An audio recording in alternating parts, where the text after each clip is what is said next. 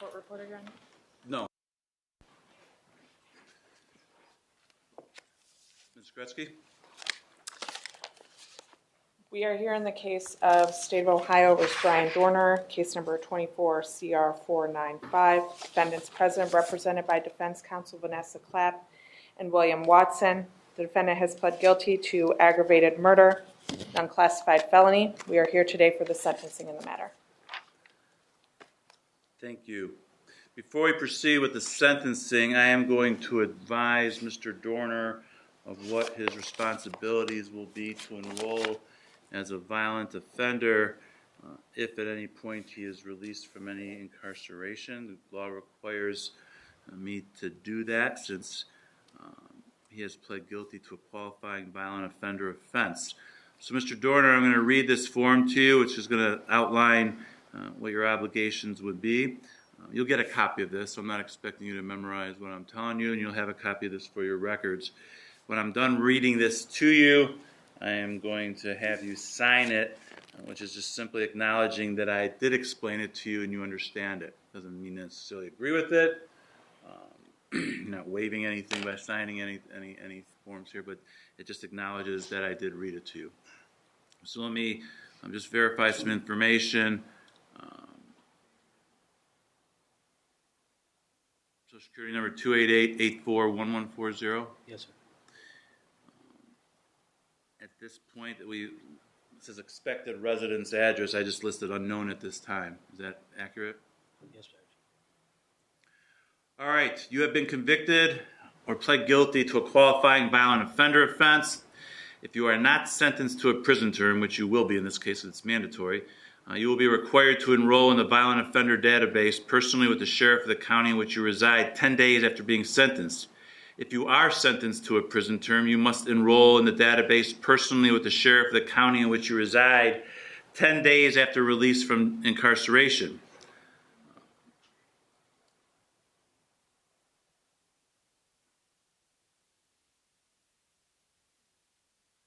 If you are an out-of-state offender, which you are not, but I'm going to read the form, you must enroll in the database personally with the sheriff of the county in which you reside or occupy a dwelling within 10 days of either residing in or occupying a dwelling in Ohio for more than 3 consecutive days, or 2, residing in or occupying a dwelling for an aggregate period in a calendar year of 14 or more days. Now, you will be required to provide the sheriff with the following information: your full name and any aliases that you use, your residence address, your social security number, any driver's license number or commercial driver's license number or state ID card number issued to you, any information regarding the offense of which you are convicted or pled guilty, the name and address of any place where you are employed, the name and address of any school or institution of higher education that you attend if that's applicable, the license plate number of each vehicle owned or operated by you or registered in your name, the vehicle identification number of each of those vehicles, and a description of each of those vehicles. Lastly, a description of any scars, tattoos, or other distinguishing marks on your person. Now, you'll be required to provide the sheriff fingerprints and palm prints. The sheriff will also obtain a photograph of you at the time of your enrollment. After the date of your initial enrollment, you will be required to re-enroll annually. You must update and or amend any of the information I just explained to you that has changed, and provide any additional information requested at the county sheriff's office within 10 days of the anniversary of the calendar date of which you initially enrolled. If you change your residence address during the 10-year enrollment period, you will provide written notice of that change to the sheriff with whom you most recently enrolled and to the sheriff in the county in which you intend to reside within 3 business days of the change of address. Now, you will be required to comply with all of the above described requirements for a period of 10 years, unless your sentencing court determines otherwise, which I am not. You will register with the county sheriff of that presides over the residence county that you're going to be residing in. Now, we don't know that at this point, so I can't specifically tell you which one, but whatever county that you reside in, the county sheriff of that county is where you're going to need to enroll. Now, your failure to enroll or verify any residence at specified times will result in additional criminal prosecution. Mr. Dorner, you have any questions for me about these responsibilities that you'll have? No, Judge. I'm going to hand you this form right now. Line 10 reads, I acknowledge the above requirements have been explained to me. I understand that. I must abide by all the provisions of the Ohio Revised Code, Chapter 290341 through 44. Those are just the statutes that set forth the law that I just explained to you. So, Amy, if you could take this and bring it over to him, have him sign and then return it to me.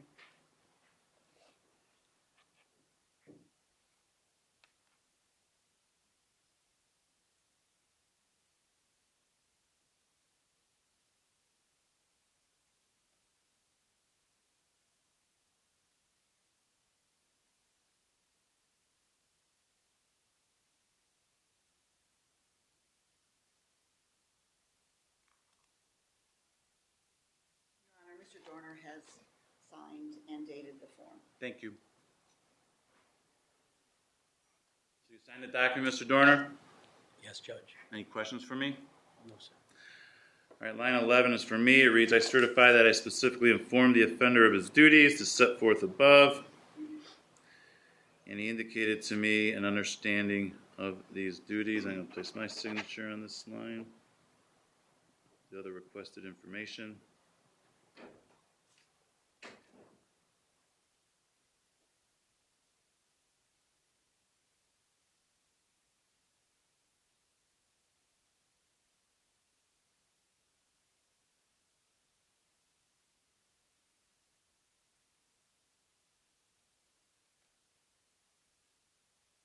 All right, Amy, if you want to make some copies of this, don't file them.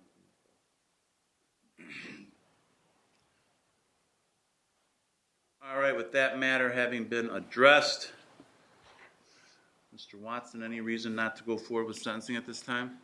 No, Your Honor. Is there anything you would like to say at this point on behalf of your client? Yes, Your Honor. Thank you, Your Honor. May it please the court. My words may ring hollow for many, but Mr. Dorner is extremely remorseful for his actions. The court's going to hear this directly from Mr. Dorner momentarily, but I would like to take a moment to shed some light on him as a person and on what happened on April 12th.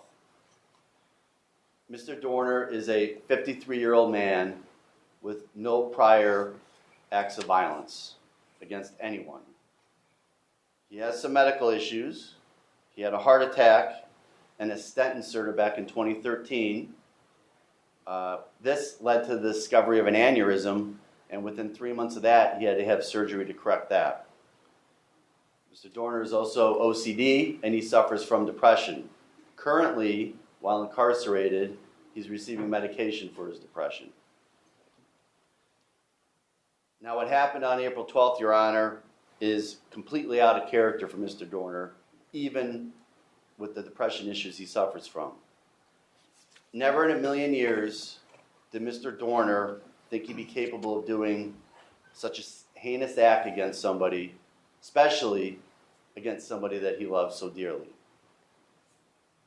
Mr. Dorner met the victim, Ms. Debbie Moore, back in 2021 at a campground. They both shared a hobby of camping, and they soon began dating thereafter. During the last 9 months of their relationship, they lived together at Debbie's residence here in Concord. As with most relationships, Your Honor, they had their ups and downs, they had their arguments. Mainly, those stemmed from jealousy that each other had with regards to their respective past relationships. But Mr. Dorner loved Debbie very much. One of the other issues that caused arguments between them was the amount of time that Mr. Dorner spent taking care of his 2 children. During his marriage to his ex-wife, and even after their divorce, Mr. Dorner was the primary caregiver for his 2 children, who are now, they're still minors, but they're now teenagers, with regards to taking them to their various school activities, sports, things like that. And this took time away from his relationship with the victim. As such, they argued, but they always made up, and nothing ever rose to the level that it did on April 12th. They had been planning a trip together to Florida for quite some time. And on the morning of April 12th, Mr. Dorner was especially depressed because for the past couple of weeks they have been arguing more than they normally did. And that morning, they were having breakfast together when Debbie told Mr. Dorner that she had had enough, that she didn't want to deal with this anymore, and that she didn't want him to go on the trip to Florida. Now, Mr. Dorner didn't take this necessarily as a complete breakup, but he did snap when he heard this. And then he committed this horrific act. Mr. Dorner has stated that if there's any way he could take back what he did, he would do it. He simply cannot believe what he did. He paced around the house after this happened, Your Honor, for a couple of hours, and he decided that he was going to end his own life. He ended up texting his 2 children. He told them that he loved them very much. With regards to his son, he informed his son of some property that he had that he wanted him to have. And then Mr. Dorner proceeded to stab himself. He stabbed himself in the neck, in the arms, he slit his wrists, and then he crawled out into the garage where he intended to die. His children were quite alarmed at the text they just received from their dad, so they went ahead and informed their mother, his ex-wife, Carol Lee. She's a registered nurse, but she immediately went over to Debbie's house where she discovered Mr. Dorner in the garage, and Mr. Dorner then proceeded to tell his ex-wife what he had done. She ended up calling 911. I know that nothing, Your Honor, no words, no punishment can ever bring back Ms. Moore to her children and her family. Mr. Dorner has accepted responsibility for his actions that day, and he is extremely remorseful for what he has done.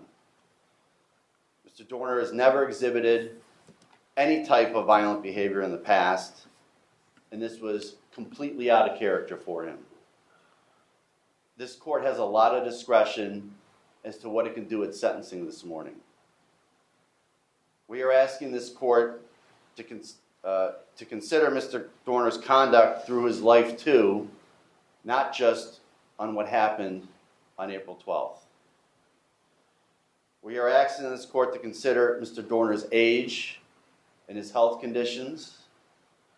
We are asking this court to consider the fact that Mr. Dorner has taken full responsibility for his actions and that he is extremely remorseful. With regards to sentencing, Your Honor, we are asking this court to consider a life sentence with the possibility of parole after 20 years. Thank you, Your Honor. Thank you. Mr. Dorner, you have the right to address this court before your sentence. You can say anything you want. Is there anything you want to say at this time? Yes, and I'm extremely... Keep your voice up, please. I'm sorry. And I'm extremely, from the bottom of my heart, sorry for what I've done. And taken a beautiful person's life away from her family and friends. I wish that day never happened. It shouldn't have. I'm just really, really, really sorry for what I've done. And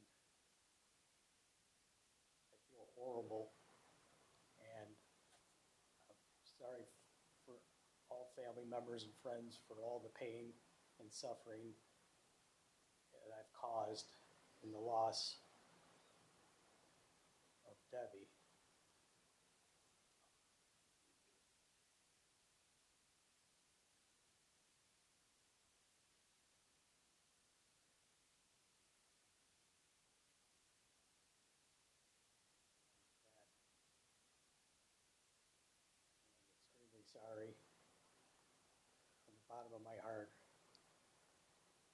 taking and ending her life. I'm so sorry.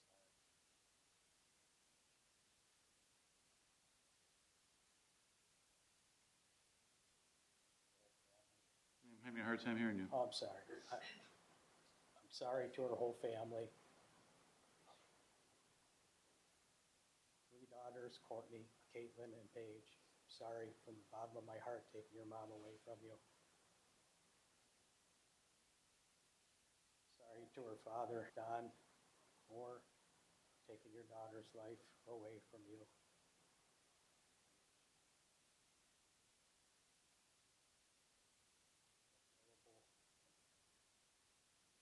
And all family relatives, I'm sorry from the bottom of my heart taking her away from you.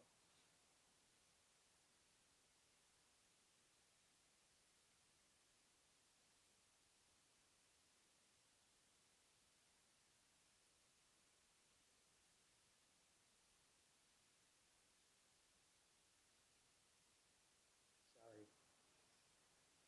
to the Moore and McNeil family for what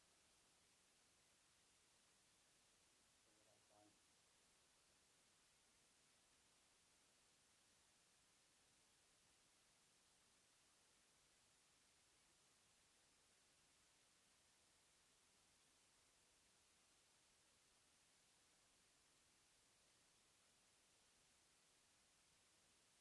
Anything else you'd like to say? You don't have to. I just want to make sure you've said everything you want to. Oh, I'm sorry. Mr. Watson, anything else on behalf of the defense? No, Your Honor. Ms. Gretzky, on behalf of the state of Ohio?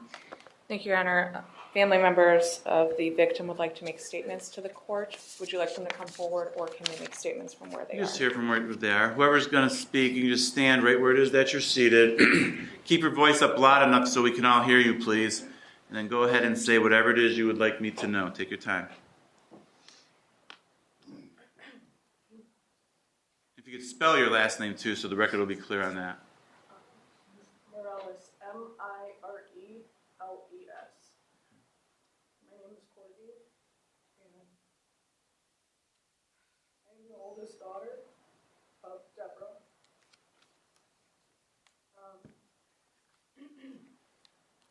My mother was an amazing woman. She was very loving, she was outgoing, she was caring, beautiful. It was so easy for her to make friends. She would light up a room with every soul. And she always focused on the needs of others. And she always wanted to protect the ones she loved and help them. And she wanted everyone around her to feel comfortable and feel happy. And I believe that is what happened with Brian and Brian's children. She wanted them to feel comfortable and loved and happy.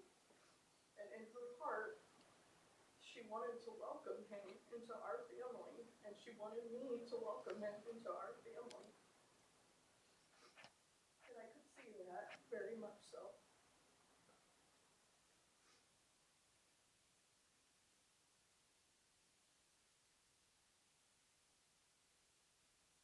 I will never forget that night when I picked up the phone and I heard my sister screaming.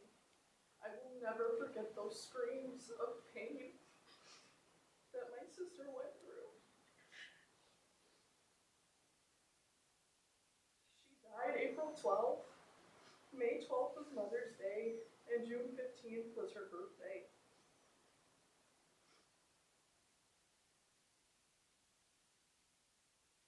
Everything I knew about camp was gone. It was destroyed.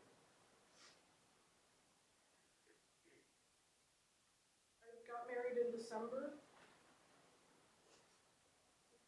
2nd of 2023, I got married, and my mother was so beautiful and so happy.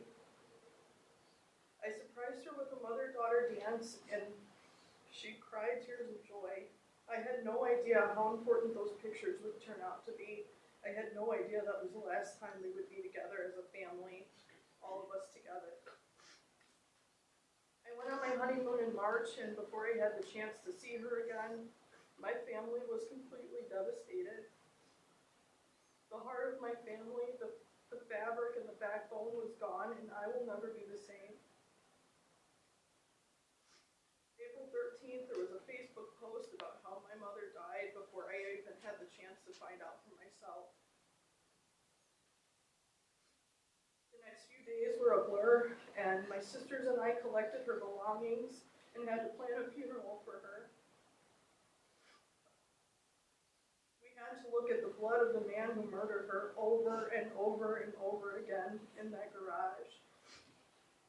We had to go where she died over and over again, and during our final goodbye, I saw her for the last time, and I fell to my knees, crying. And I told her I loved her, and I would see her soon. I question if God is real. I have questioned if my life was worth living. I am terrified the rest of my family is going to die. And I've had dreams begging her not to go with him.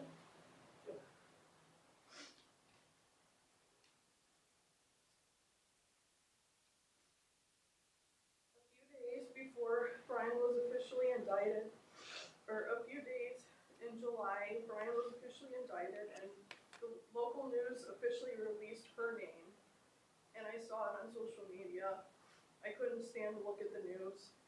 There were Facebook posts. Not a single one even mentioned that she was a mother of 3. That same week, my mom's autopsy report came back and her official death certificate. I've had my family's horror displayed, and I've had to live this over and over and over again, and I thought it would never end, and I'm hoping that today it will finally start to end and I can heal. It wasn't only one life that was affected by Brian's actions, it was multiple. And now a new generation is going to be affected. I'm pregnant with my first baby and her first grandchild, and my mom would be so happy. She really wanted to be a grandma. She would have been the best grandma and spoiling this baby already. She would be guiding me throughout my pregnancy and guiding me through my fears and anxiety. She'd be preparing a baby shower, telling me to finish my registry so she could surprise me. I can't share this experience with her, and she will never meet this baby as a result of Brian's actions. An angel is coming, and she will never get to meet the baby.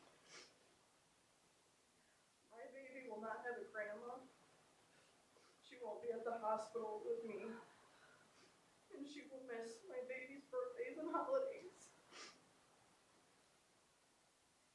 And yesterday I had a scare. I fell, and I couldn't call her to help me.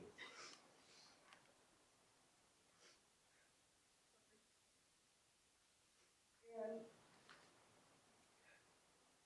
I don't have her to make sure I'm okay.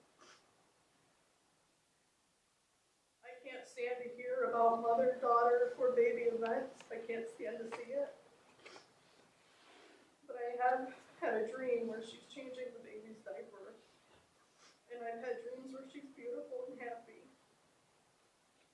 Now the holidays are here, the first of many with a giant emptiness in our hearts. And I read her autopsy report, and I believe barring any major illness or accident, she would have lived another 30 years. Or more. And I've heard Brian's words, I've heard his apology.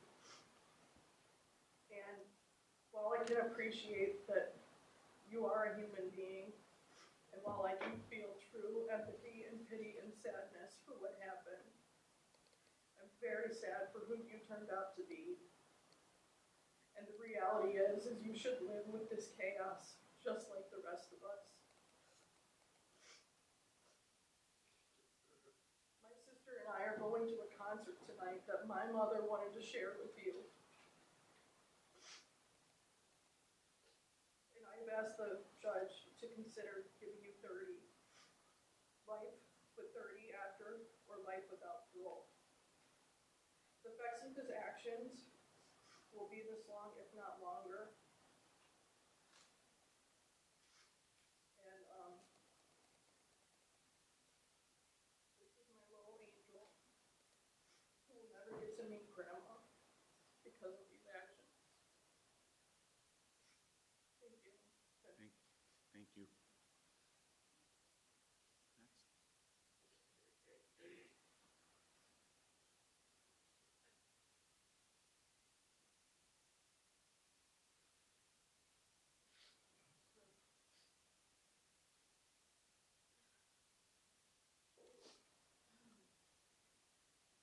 I'm going to have you state your name, all right, and spell your last name.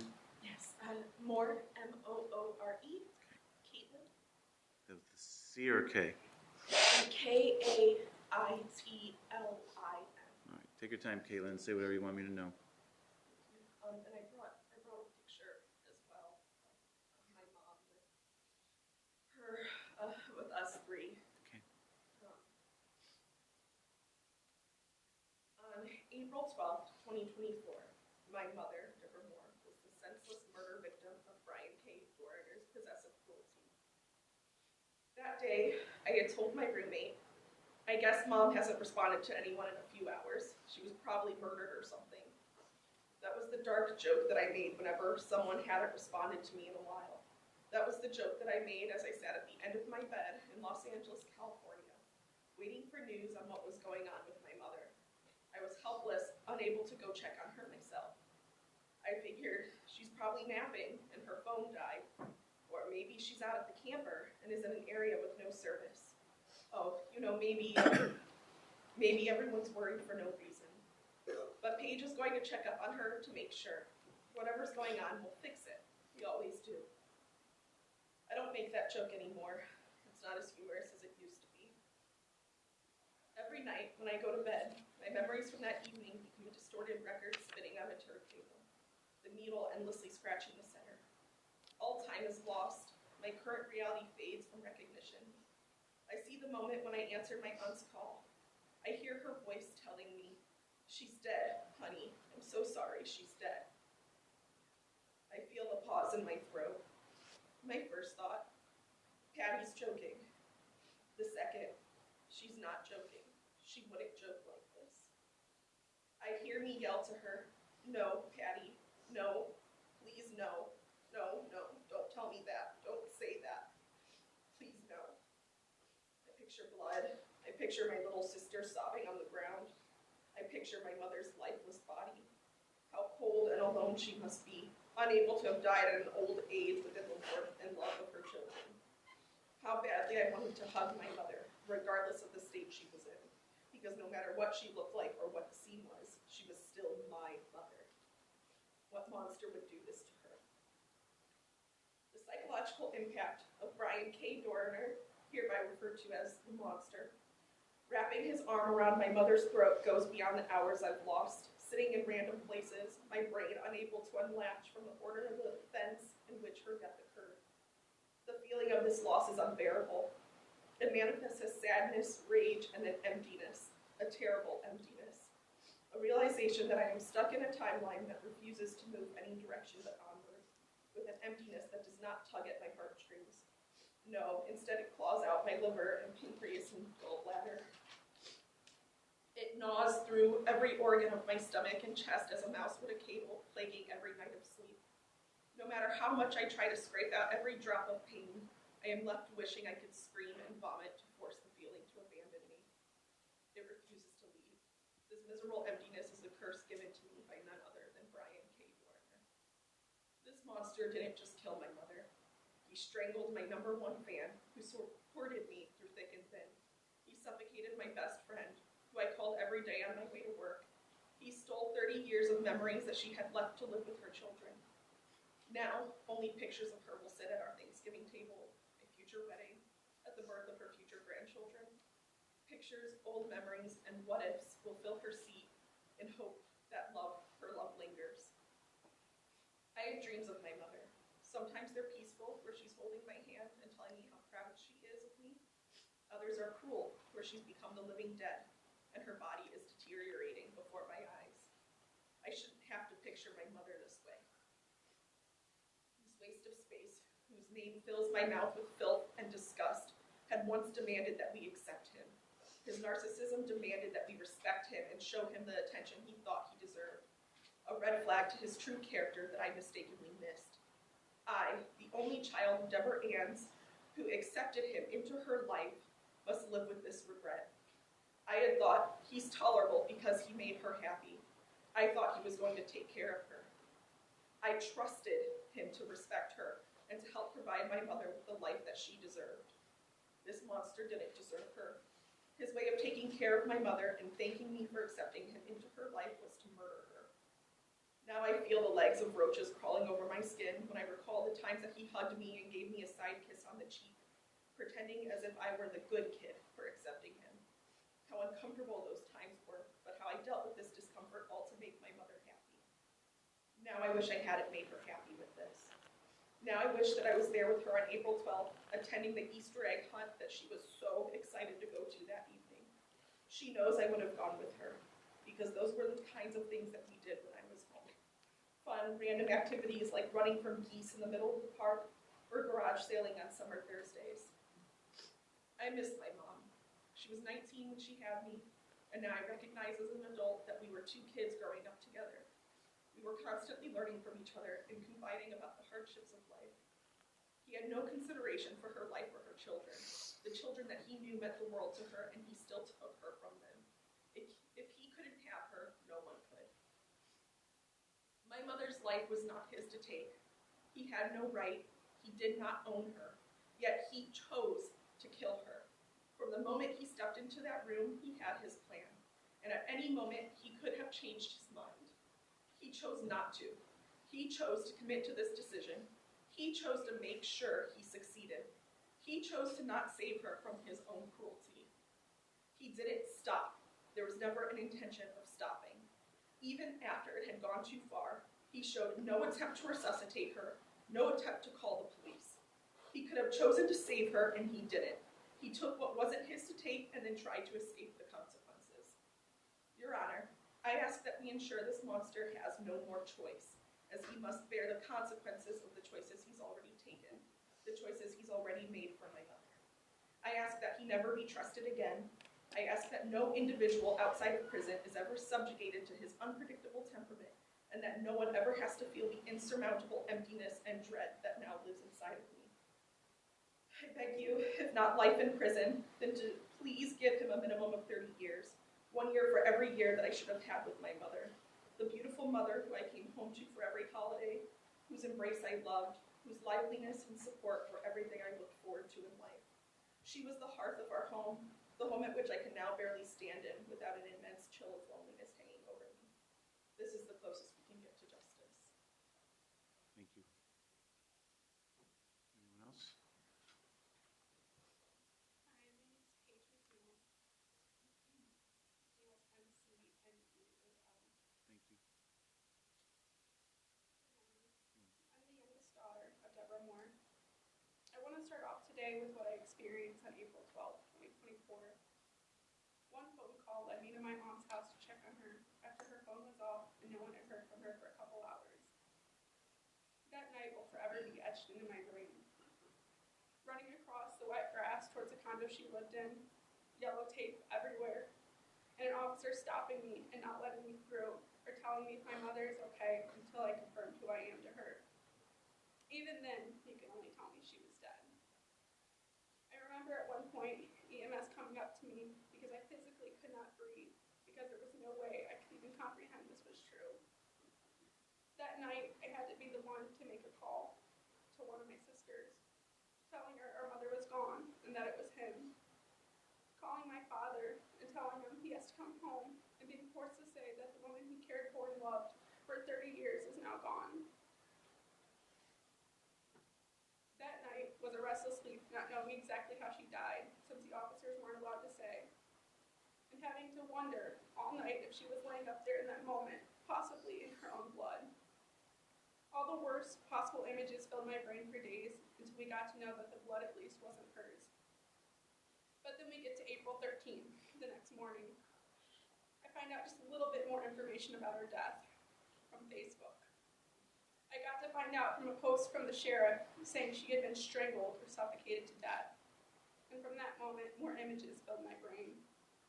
When I'm awake, it's images of her laying in bed and fighting for her life, her nails clawing at his hands, trying to get him off of her, and Romeo, her dog, barking like crazy out of confusion. I had to go over 6 months without knowing exactly how my mother died. 6 months. As if that night wasn't traumatizing enough, I had to attempt to get through every day, working in the home that I once lived with her in, while I had images filling my head and affecting my emotional well-being every day, because I was questioning constantly what happened because we couldn't know all the details. Seeing policies come up at my job with the same first name as him and not being able to even function for 30 minutes after because of all of the rage and sadness that would consume me. Scrolling through Facebook and randomly coming across comments on a post about what happened and not knowing if they're true about our own mother because no one can confirm. But you know, the thing is, when I go to sleep, the images don't stop. They follow me there. My dreams are regularly filled with different nightmares of someone choking me, running for my life, or me getting brutally murdered. It got to the point where I had to speak to a psychiatrist or something to try to make the images stop at night. But then I remembered my dreams are the only place I get to see her now, so I don't take those. But one thing I remember with those nightmares is I get to wake up. I get to open my eyes, take a breath of fresh air, and remind myself I am still breathing. It was only a dream. I get to live another day. My mom doesn't have that ability. He took that from her. Even with being in therapy since it happened, the shock still comes in waves. I'm only 24. She still lived a long life. I was still calling my mom for the simple things, like what temperature do I put my laundry on so I don't shrink my clothes. I'd send her pictures of my dinner and ask if she thinks the meat needs to be cooked longer. And I could have Googled those questions, but why would I do that when it was always just an excuse to call her and see what she's up to? And I knew she'd answer those questions every single time. I think it's important for you to know the woman she is and how she was truly the best mom. And I don't just mean the best mom to me or my sisters. She was truly a good person. She took care of everyone close to her in her life like they were her own daughters. She was the type of person who would give you her last $20 if you needed it. She was the type of person to sneak treats to the neighbors' dogs when they weren't looking. She was the mom who bought 5 different types of candy and made sure to tell all the kids who came trick-or-treating to make sure to grab a bunch from each container. She was the mom who would take her boyfriend's daughter to randomly go shopping or to take her to Starbucks with her. You could see she was a great woman. And you could see he said thank you to my mom for treating his daughter like one of her own by taking her life. I have so much anger that still comes in waves because I know he is nothing but a coward and a psychotic individual. He is dangerous. And dangerous in the way that you don't know when his emotions are going to flip and turn into some type of anger. He has proven and shown that he has no control over his actions or emotions, contrary to what he may say to get a shorter sentence. He is not empathetic over the life he has taken from my mother. He didn't feel sorry for what he did. I can say that because, as a reminder, this wasn't a faceless crime. She was not a stranger to him whose face he'll never remember or never see again. He didn't just murder her with his hands. He had to make sure she was absolutely dead with the pillow, too. You can't choke or suffocate someone in 2 different ways and claim you feel some type of remorse. This wasn't just a situation where she was just in the wrong place or wrong time. It wasn't an accident. He didn't accidentally reach for her throat and take the life out of her. She was in her safe place. She was at her home that she allowed him to live in with her. Time in jail does not heal violence that's inside of someone.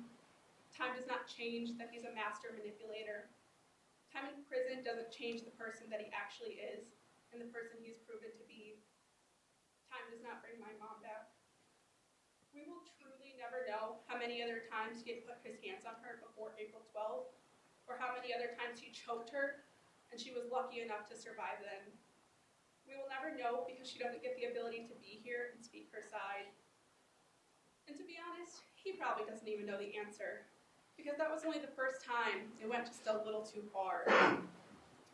But even I know that her making a statement along the lines of, "What are you going to do, choke me?"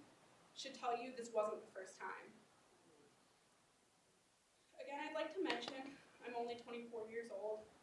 I will be a little older than my mother was when he killed her, if he gets the option for parole after even 25 years.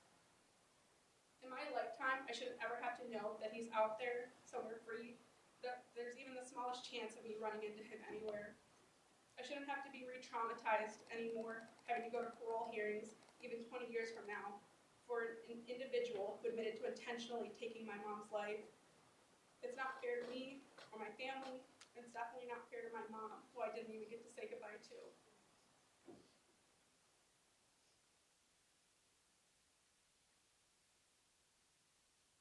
I do want him to know that I do not accept his apology. Camp was a happy place that I grew up there with her, and that was our family place. That trip to Florida was our family vacation that she was allowing him to go on. It wasn't something special they were planning together.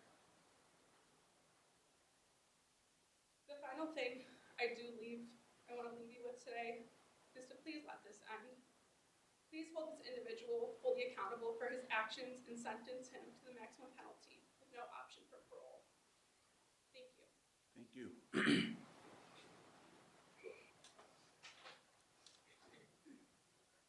Patty Lombardo, Lombardo.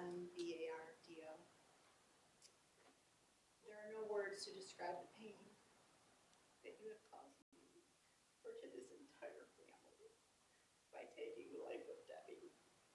She came into my home at age 2. She was raised as my baby sister. As adults, she was my best friend. And when my sister passed, I was her second mom. My loss is multifaceted, and nothing will ever fill that void. You've taken from Debbie her girls, which meant more to her than anything else in this world. She wanted nothing more than to be a good mother, and someday a doting grandmother. And now you've taken that away from her as well. And she will never know Courtney's baby, nor hold her in her arms, or be a part of her life other than by photographs and loving memories. She will never see her other daughters walk down the aisle or have their own children. Why? Simply because she didn't want to be with you anymore. Now I'm going to remind you what you've done to your family. You have tarnished the Dorner name that your son has to bear for the rest of his life. The embarrassment and the shame that you have caused your children is terrible. You will never walk your daughter down the aisle. You will never see your own grandchildren be born and grow. But it was with great satisfaction that I tell you, you will also become a forgotten, shameful memory from their lives. No photos, no stories, no love, just a monster. I'm a very spiritual woman, and I have struggled with my feelings about what I want to say to you, but I am also human, and I will say that with all clarity that I hate you with every fiber in my being. And I damn you to hell for the rest of your life. I hope that every day that you're in jail is as horrific of a day as it can possibly be, and that you would suffer immense pain and suffering every day with the memories of this disgusting act you've done to my Debbie. I hope that at the end of your life, which will be much, much sooner than you think, Brian, that you see Debbie's beautiful face and you remember these words, my voice, and my prediction for you of the truth. And until then, I don't find justice and Debbie does not find peace.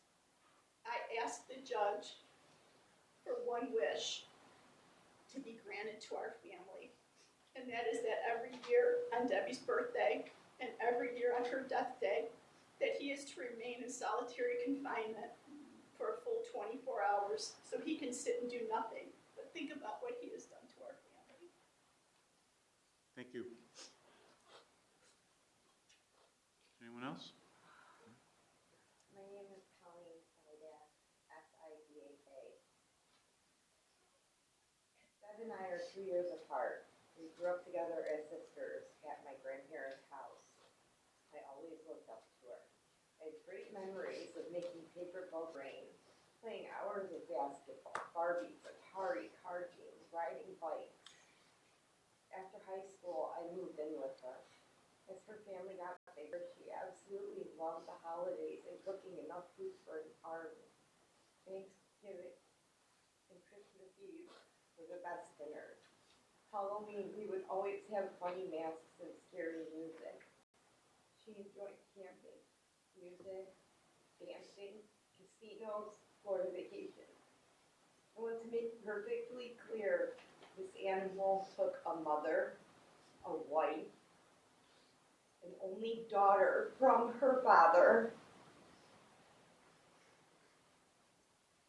a niece, cousin, and my sister, and friend to so many. She loves her girls with a fierce passion. Who do you think you are to take that away? I want you to rot, Brian. If I had the chance, I would strap your ass in that chair myself and pull the lever. I wished for your death since April 12th. You do not deserve to see your kids or even speak to them, but I'm sure they're embarrassed by you by now. You are nothing but a loser, and I just cannot wait for you to get in prison, where I hear they don't like men like you.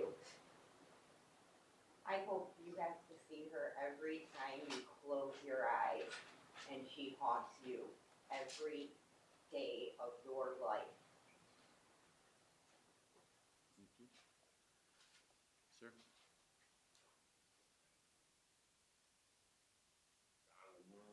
Donald Moore, Debbie's father.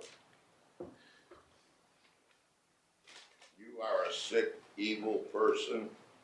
You are going to rot in prison all your life. And I hope you live to be 100 years old. It is impossible to explain to this court how much hurt you have caused to my family, to friends, and me. I'm a walking zombie now. I'm lost. I'm empty. I fight every day to get up and go to the bathroom. I don't want to do nothing. I sleep 16 hours a day.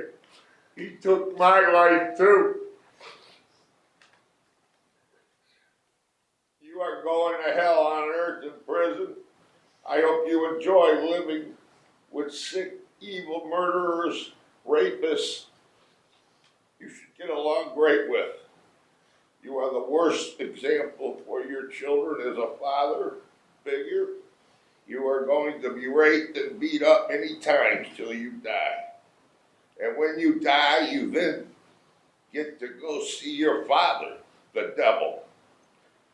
I'm glad you didn't die when you cut your wrist. I want you to suffer in prison. Then, vengeance is mine, saith the Lord. Enjoy your new home and your many boyfriends while you're in there. Honorable Judge, I beg you not to let him see daylight again. I ask you for the maximum sentence. He committed the worst crime just about on this planet. And his sorry means absolutely nothing. You loved your kids, and you still did this to them. Your sorries and your love and all this, it's all meaningless. You're a nothing, nobody, loser, evil son of a bitch.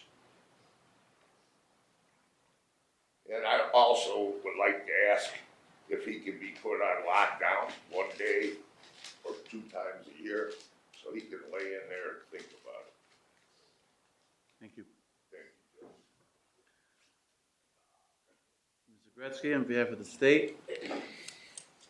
This court is very familiar with the facts of this case, been outlined at the change of plea by multiple people and in the PSR in detail. Whatever the nature of the conversation that precipitated the defendant's decision, he made a decision to kill the victim. The victim went down the hallway of the home to the bathroom, to the bedroom. The defendant waited in the kitchen, then came into the bedroom, followed her, strangled her first from behind till she went limp, and then strangled her with both of his bare hands until she died.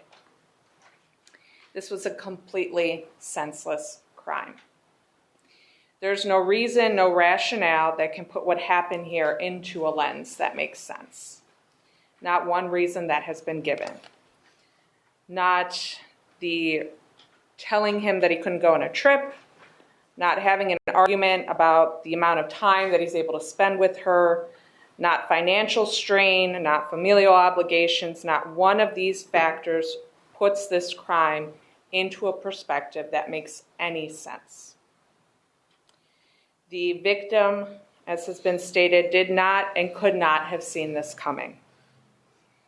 In the evidence, there were text messages, evidence of instances where the defendant and the victim had previously said to each other that the relationship was over. This was a strained relationship at times. There were texts where the defendant would tell the victim it was over, the victim would tell the defendant it was over, but they stayed together.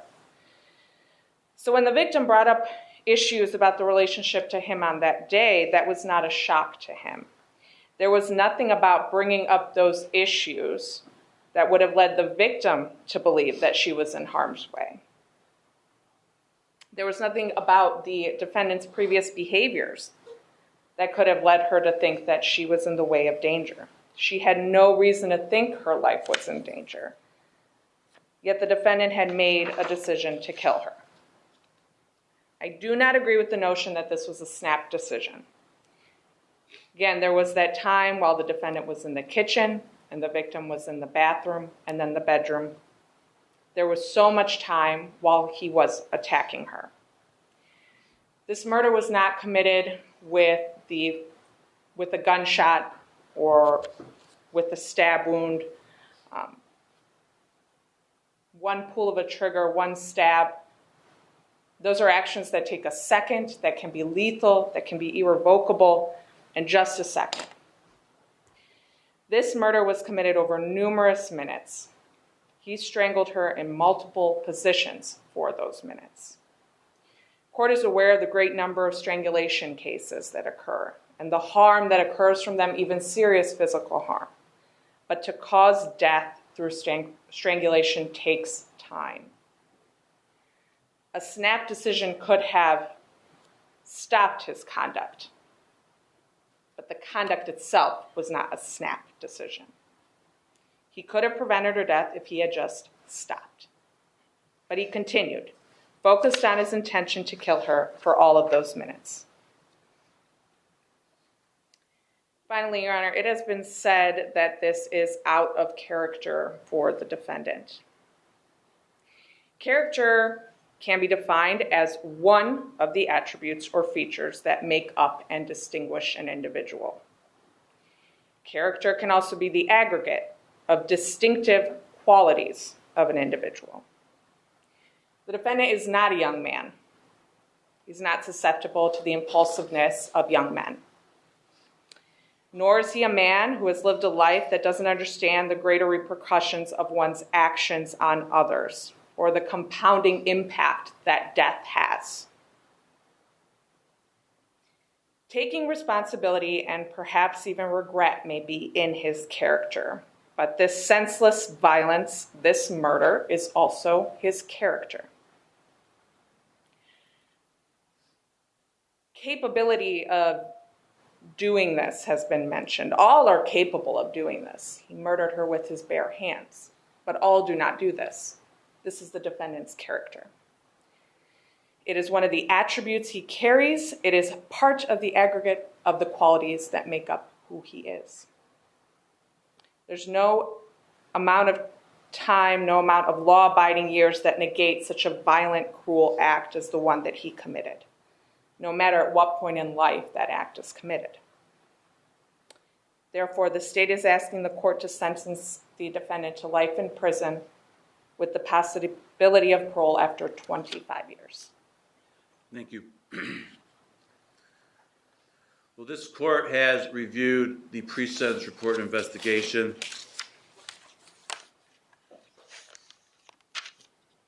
I have considered the victim impact statements that have been received by the court.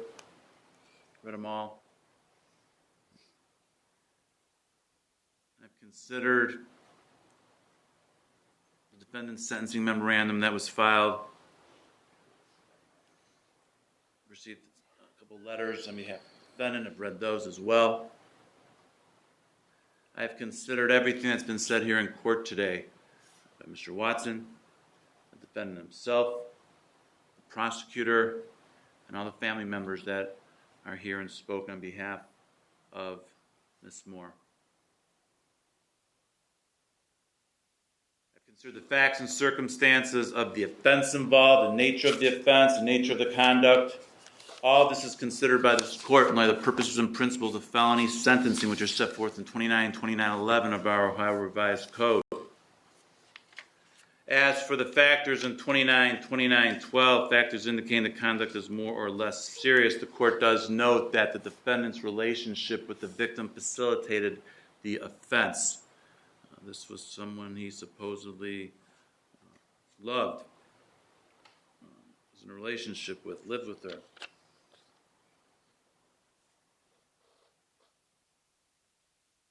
Relationship facilitated this offense. The victim herself obviously suffered serious physical harm, but in these types of cases, there's more than one victim. Family members are also victims, and they have suffered serious psychological harm as a result of the defendant's conduct, and that makes it more serious. Other relevant factors indicating it's more serious is the very nature of the conduct itself. The circumstances surrounding how this murder occurred. As the prosecutor alluded to, this is the first strangulation, suffocation case I've ever had. I've been doing this for 34 years. Most murders involve a weapon, firearm. The prosecutor alluded to this as well. But those cases, it's horrible, obviously. I'm not trying to minimize those types of cases one bit. And using a firearm is certainly very serious. In fact, we have laws that make it more serious because firearms are used. But as the prosecutor said, those are split-second decisions that are made. You pull the trigger, you can't put the bullet back in the chain, you can't put the bullet back. This case, though, he engaged in the conduct and started, and he could have put it back. He could have pulled it back. He could have stopped at any time. This took a period of time in order for him to accomplish what he intended to accomplish. So some split-second decision where you lost your cool, whatever the case may be. In other cases, you stab someone, you pull the trigger, you can't do anything about it after that. You could have. You could have stopped. You could have stopped at multiple points. But you didn't. You kept on going. You kept on going until you accomplished your objective.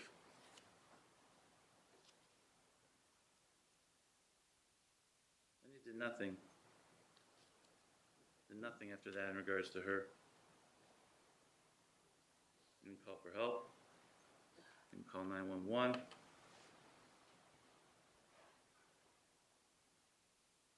Who knows what they could have done?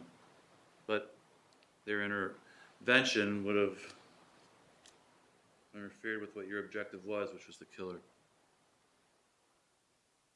And the nature in which you did it, and the circumstances surrounding it, make it more serious than what we normally deal with in these circumstances.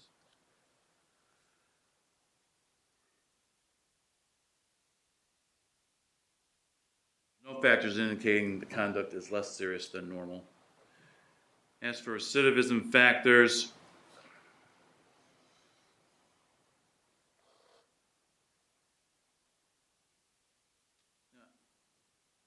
sorry, yes, you're sorry, and you accepted responsibility for committing the actual physical act that resulted in Miss Moore's death.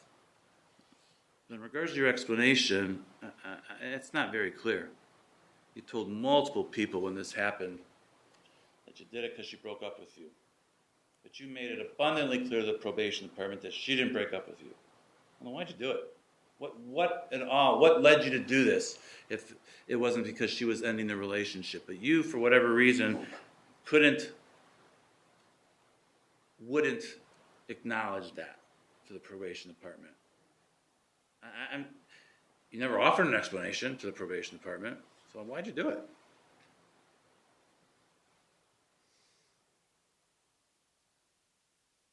You offered no explanation. In fact, you made it clear that it wasn't because she didn't break up with you, though you told everybody that day.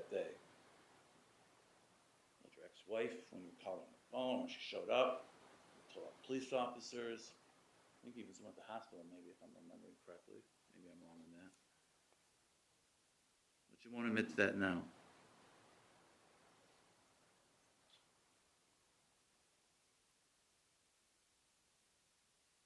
As for factors indicating recidivism is less likely, the court does note the defendant doesn't have any prior history. I think he has got a misdemeanor conviction from 20 years ago, perhaps. That's it. And I will note that that's extremely rare. People that are sitting in that chair usually have a history. So he has led a law-abiding life, which is one of the factors I'm required to consider for a significant number of years, basically his entire life. This offense carries with it mandatory prison term. Prison is certainly consistent with the purposes and principles of sentencing. I'm not even able to consider community control sanctions, but then it's not amenable. Therefore, to be the sentence of this court that on count one, in charge of aggravated murder, defendant serve a term of life in prison with parole eligibility after serving 30 full years of imprisonment. You get credit for 223 days you've already served. The rest of the indictment is hereby dismissed. In regards to the request from the victims to have them serve holiday, or not holidays, but anniversaries, whatever, I'm not allowed to do that. I have no authority to do that. I've done it before, quite frankly, and have been rejected and told I can't do it. So I'm not permitted to do that. You're ordered to pay all costs incurred in this action. You're ordered to register, as I told you initially, as a violent offender.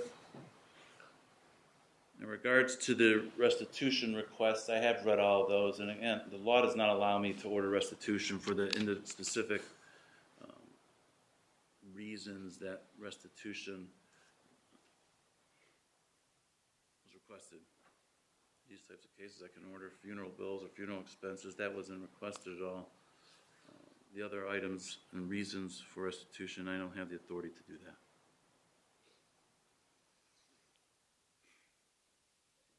I think that covers everything for the record. Mr. Gretzky, is there anything else I've omitted or need to address? No, Your Honor. Mr. Watson or Mr. Clapp? No, Your Honor. All right. We're adjourned.